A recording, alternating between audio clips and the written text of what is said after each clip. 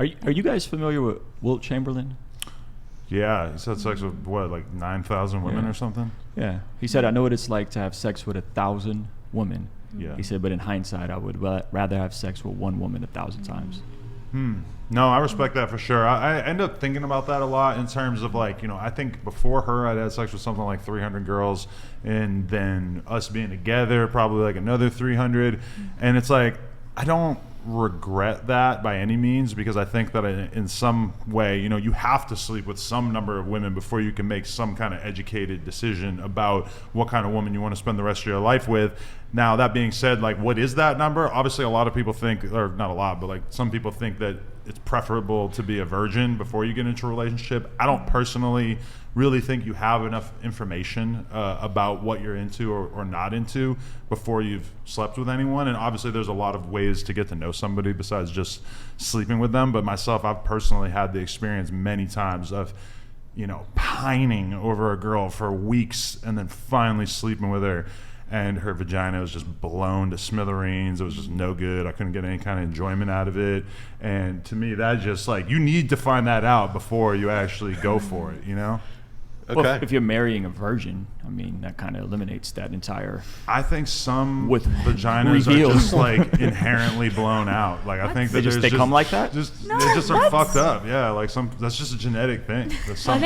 All kinds of different size vaginas. Just the same way that like ladies, I'm sure you wouldn't want to marry some guy and then find out he had a 2.5-inch penis, right? No. See? Yeah, you have to see it first. There's no I think way. it depends on like your view of the person, because if our view of the person is what can they give me, like in terms of immediate sexual gratification, as opposed to is this someone that I want to choose to love, because I think love is a choice, and someone that I would see raising a family with one day and I could be with together for life.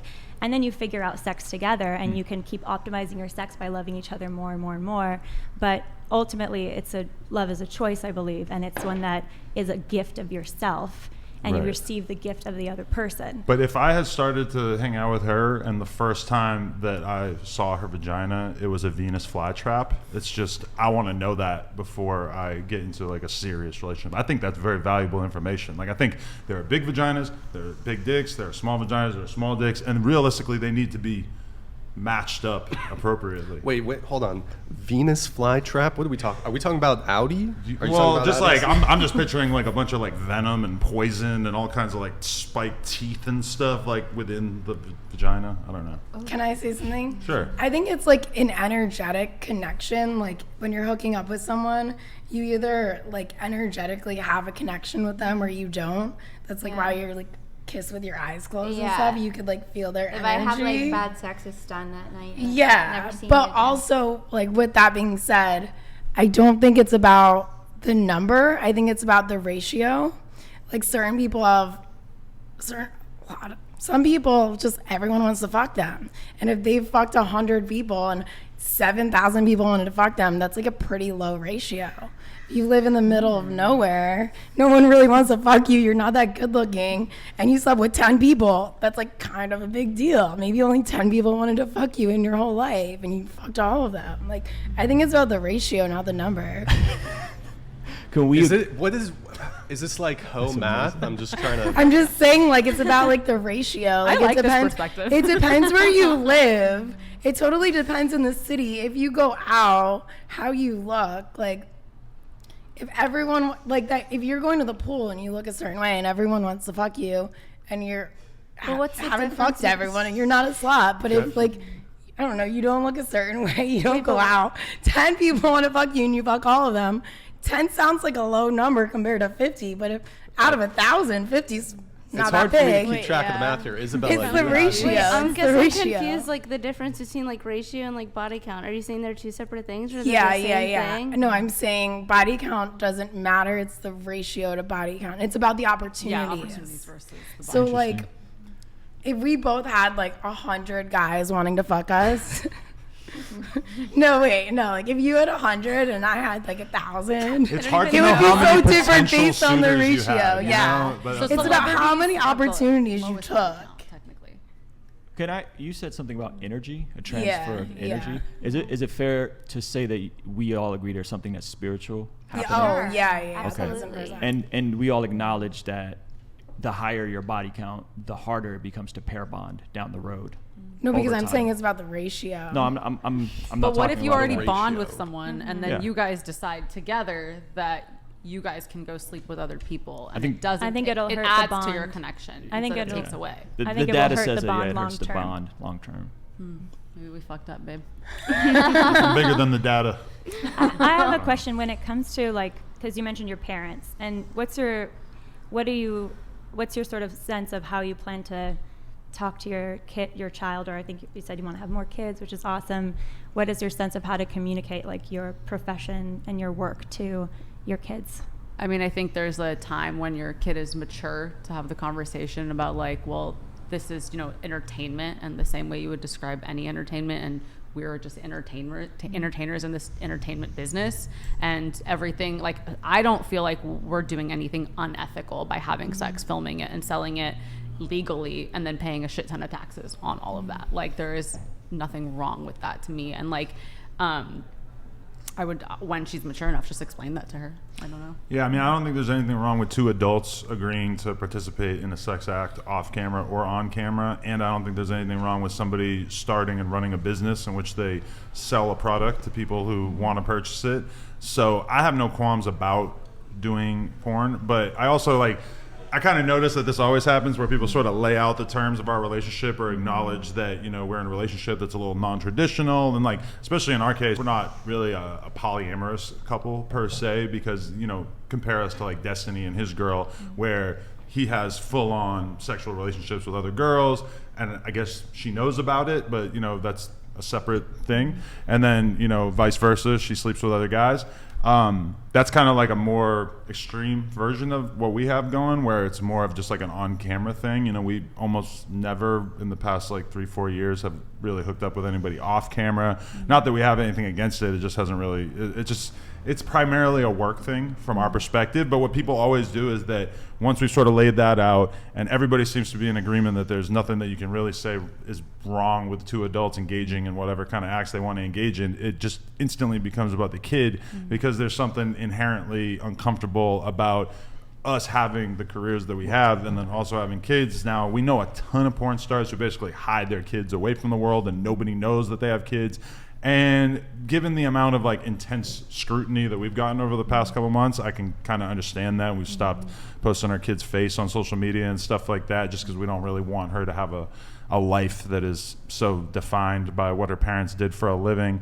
But I mean, I say all that just to say that I feel like the argument against people engaging in sort of non-traditional relationships is kind of weak if you have to instantly pivot into well, what about the kids? Yeah, I think there's a design of how we were created to function in a one man, one woman covenantal arrangement. Now, I think everything outside of that is unhelpful, and I think there is something wrong with porn. I think porn is a total net negative to society. I'm not sure how many of you guys is fans that watch you regularly, you've met in person, and how this affects them. But I mean, Andrew Huberman did a whole long thing about what happens when someone consumes porn, masturbates. They open up a feedback loop that's intended to be consumed with someone else. So I think it's very hard to make the argument that porn is helping people as much as it's harming people. It's keeping a lot of these guys regressed. It's keeping, the incel community, the red pill stuff. A lot of the people that rail against you guys probably secretly go and watch this stuff, which is a really bizarre thing. We've seen it with the Fresh and Fit girls.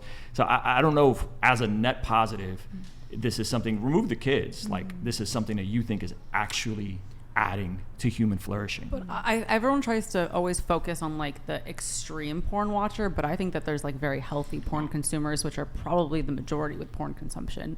And I don't think that women consume porn too, and I don't think they're sitting around all day just masturbating to porn. I mean, we both consume it at a very moderate level. I don't know. You guys created, so it's a bit different. Yeah, but I mean, but for we me, still have to watch for our own pleasure. If I was single and I was going to go on a date, or even if me and her are going on a date and I just want to clear the pipes up, because I think that's one thing. If we're going to get into our pickup artist bag here and we have the conversation about how to basically prepare for a night of intimacy with a woman, you definitely don't want to be going in there with 5 days worth of spunk inside your body. You want to definitely clear the pipes out so that you're going in there kind of fresh and you're able to actually put work in. And for me personally, that's one of the big benefits of adult content, is that you can just kind of clear your mind. I don't think I feel more clear-headed at any point throughout the week than right after I JO'd, because that's when I like really don't have sex in my brain at all. It's like a total clean slate. And that's why a lot of times if I have something to write, I got to, answer emails for a couple hours. I might beat off beforehand. You don't see any value to semen retention and guys being able to control themselves That's the last shit I want inside my body. I want to get rid of it at any cost. Clear me out. Interesting. So that's why when she, surprises me with some top midday, you don't even know how important what you're doing is in that moment, because what you really are doing, it's like a stress ball. Like you're relieving the stress from my body and allowing me to be a better man. You're welcome. Thank you.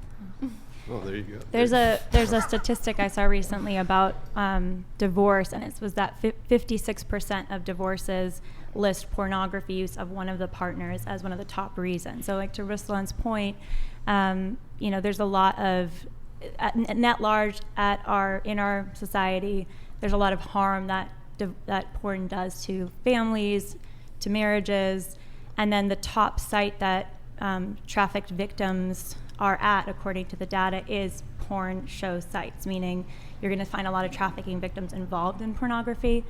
So I think, to Ruslan's point, just looking at the net large impact on society, we see a lot of that negative impact that pornography has. I mean, or the fact that a lot of the folks consuming it are underage, and I don't think we'd want That any too. kids to consume this. Can stuff. I think say we'd agree something? on that. Sure.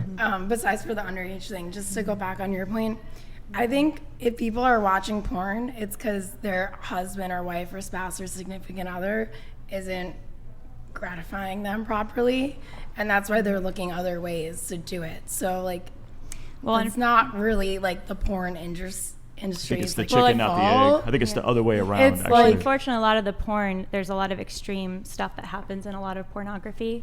And so, the person might be kind of acclimated to want certain more extreme things. Which that is I uncomfortable understand, for their but spouse.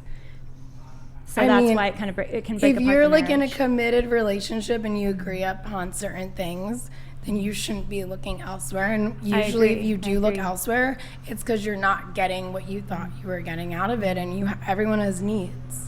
Okay, that's part of the role of porn from my perspective, is that let's say I have a huge black woman fetish and then I end up in a relationship with an Armenian woman.